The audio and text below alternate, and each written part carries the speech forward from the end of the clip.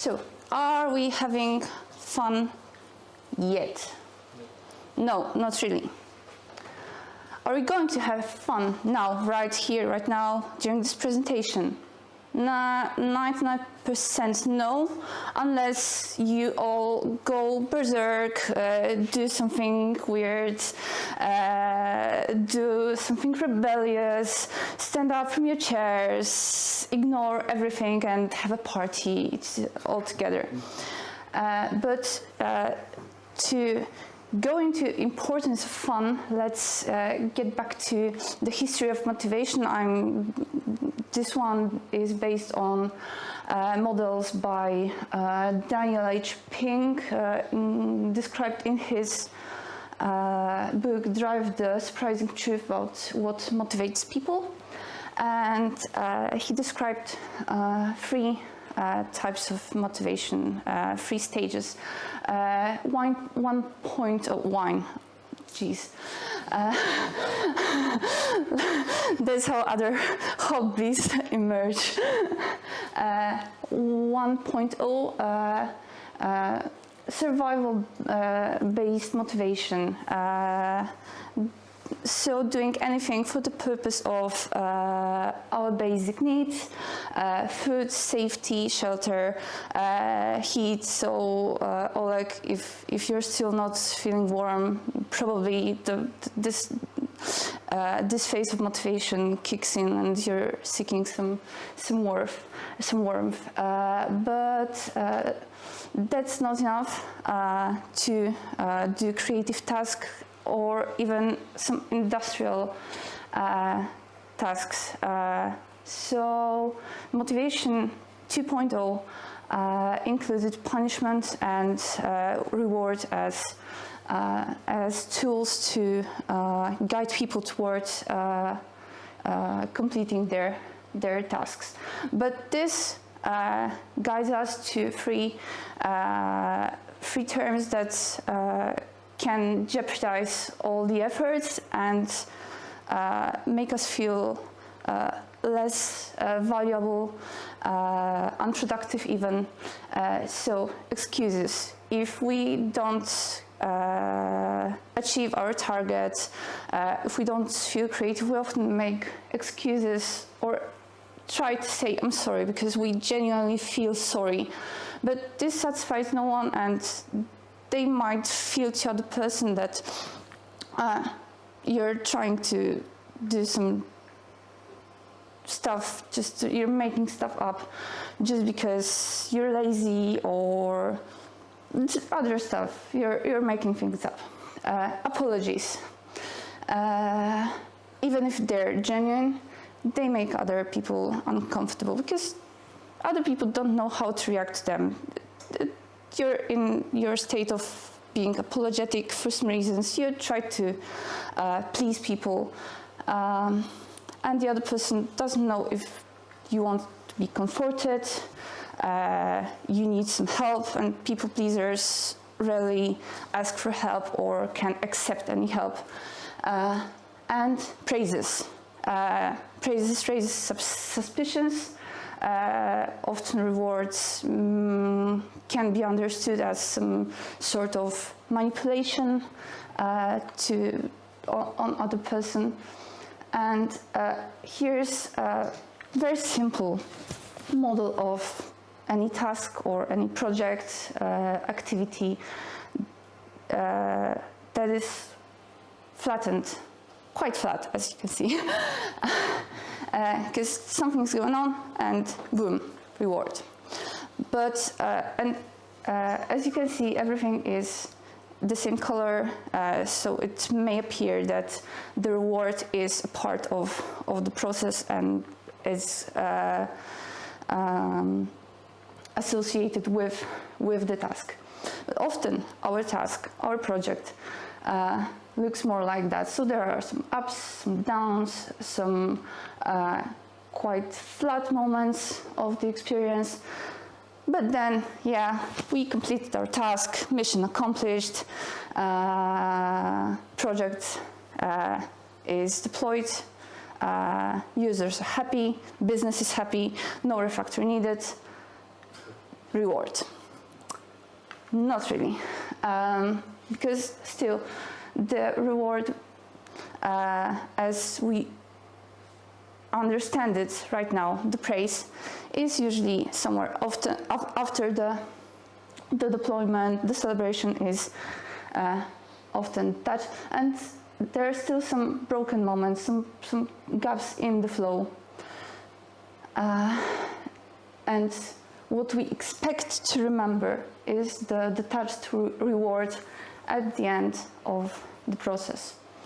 But the peak end rule that we also have in any design, any experience, says that, contrary to what Mateusz said about the end satisfaction, we often remember, and the construction work on our streets that lasted for over 1 year, and we don't remember our motivations behind the construction. We remember all the ups, or the highest peak, and the end, the closure. And the goal is to make the highest point either above the baseline or below the baseline, the most memorable, and the experience strong and on the high note. And ideally, to incorporate the reward into the task, into the process, instead of making a huge celebration, huge feast sometime after. It's still a nice touch, but it's a part of the motivation to zero that's going into the past. And the optimal thing to do is to incorporate the whole surrounding of the project as well, because those people, those emotions and states are the things that lift you up and enhance the intrinsic motivation that drives you through the whole process. And the intrinsic motivation is, believe it or not, mostly derived from the fun, from from the things that drives you throughout the life, that makes you do what you're doing, what you're working on. And according to Merriam-Webster dictionary, fun is something that provides amusement, enjoyment, mood for finding, making amusement. Yes, that's important, but that's kind of not the model we're looking for right now.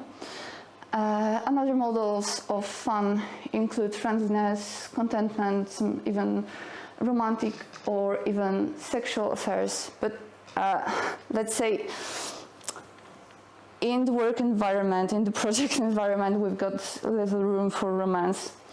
And that's also not really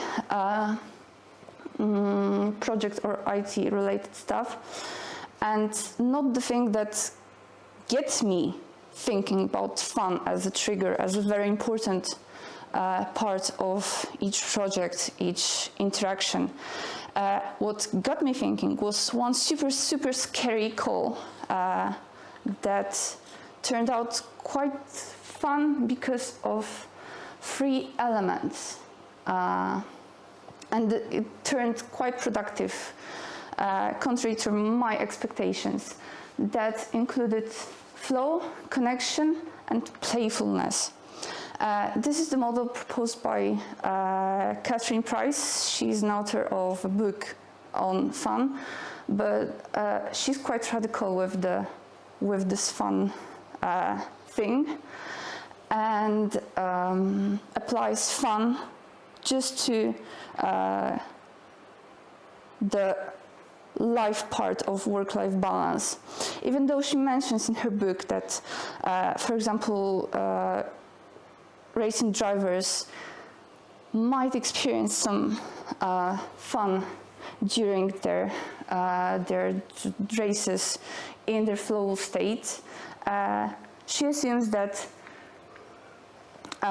first of all, fun can happen during leisure activities when we're fully relaxed. And one thing that makes fun happen and that marks fun is laughter. And according to Catherine, all the things before laughter are pure enjoyment, which is also not true, because we as stakeholders, as developers, project managers, as any sort of specialists, have to take into account different cultures. For example, Finnish facial expressions that are usually quite plain, and some cultures aren't the best in small talks or smiling or expressing emotions. They enjoy huge pauses, long moments of silence. On the other hand, if you talk to any French people, they love interrupting, they love asking questions, and if you don't respond accordingly, it may be some kind of insult.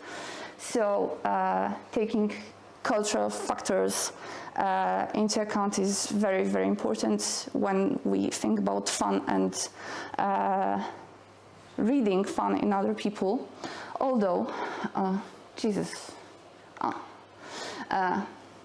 just as Joel Williams from Very Finnish Problems mentioned, that smiling things happen. But there are other things that have to be taken into account. For example, people who can't smile, express laughter, express other emotions due to having some disabilities. And for example, I highly recommend you watching a reel by Agata Sawicka and Wojtek Sawicki, Life on Wheels on Instagram, where Agata translates Wojtek's emotions during a football match. That he experiences, he just can't show them. Anyway. Those are the barriers and the possibilities of incorporating fun. Let's dig for a while into each element of fun. Flow, a state of total concentration on optimally challenging activities that doesn't require high skill utilization. In project environment, it's kinda impossible to have unbroken flow. There are some calls, there are some distractions, questions. We encounter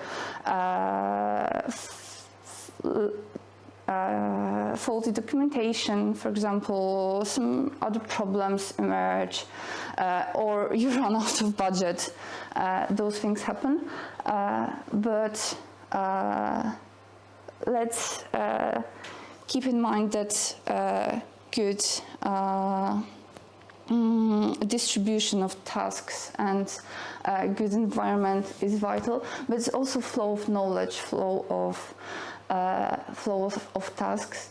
And if we look at the difference between information and knowledge, knowledge is are pieces of information connected and flowing around people. Playfulness. While flow is kind of straightforward, playfulness is the thing that might trip us the most, because we all try to be really, really serious specialists that apply to very serious businessmen. But the lighthearted attitude and seeking for entertainment can lift up any discussion with any cultural and any situation. And I want to tell you a short story about our friend's dog. That's Danuta, the super dog. Danuta was adopted from a shelter, and she had really serious problems with all the dog stuff. You might think that any dog that is adopted and taken into warm, friendly house would feel the best on earth, but not her. this bitch spent whole nights and days licking and mincing all around the flat, limiting her space into a very comfy flow and applying playfulness to all the dog things that she had to perform. For example, walks, eating, grooming, really help her ease into her dog role. And those playful moments weren't rewards after performing a task. They were actions that made all the environment sillier and funnier. And she was so stunned with and enlightened with the environment that lifted her up that she eventually grew up to be independent and curious dog.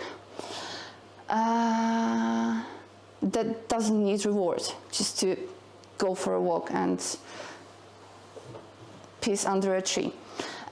Connection, so sharing experiences and developing social links with people. Even children need to share their experiences and develop social links. And that's so natural that we should cultivate it instead of repressing. And we should tell the world about anything, because any experience, any fact, any piece of information can be valuable and can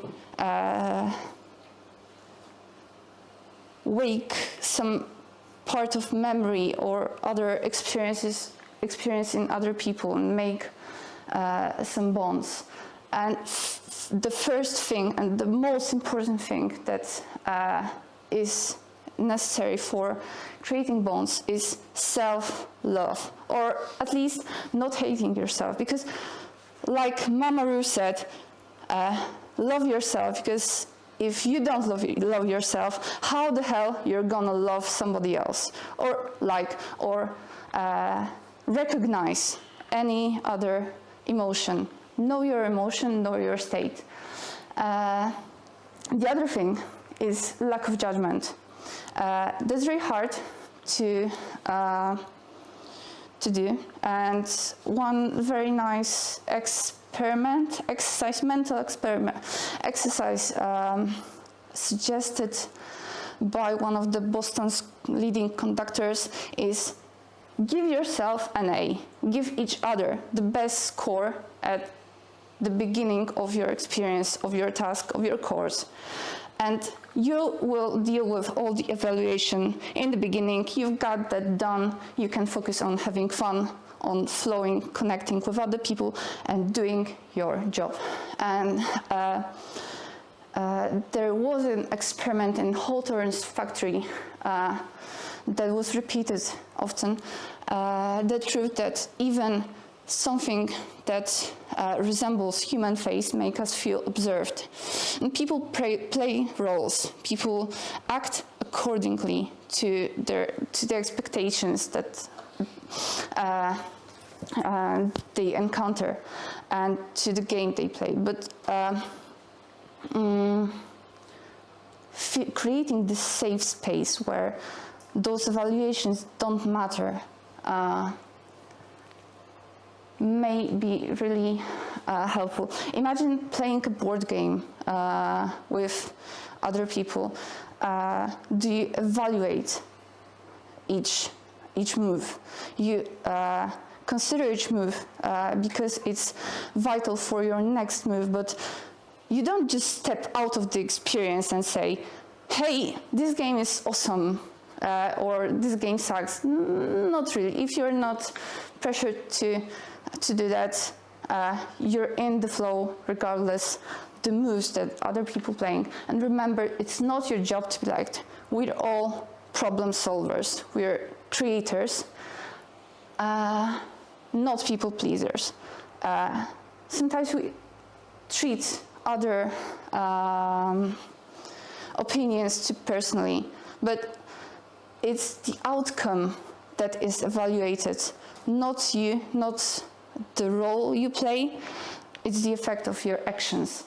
And keep in mind that one other thing, that it's not you, it's your creativity, it's the creative outcome. And creativity has its ups and lows. If you detached all things from yourself, it's much easier. And don't get mad on friction, because you need friction, you need pushback in your project. And the farther it gets in your project, the finer grade of the sandpaper you use. But it's absolutely normal to disagree with people, and that's part of this game we're playing here. So, are you having fun yet? Still no, because you didn't get into rebellious mode right now. But if I want to, I will ask you one more thing. So if you didn't make a part right here, spare your time evaluating me and this presentation, and spend those 2 minutes bonding with each other, connecting over the table tennis table, over mug of coffee, and other creative discussions. So thanks for listening and watching and coming here. Hope you will have fun at the end of the day. Thank you.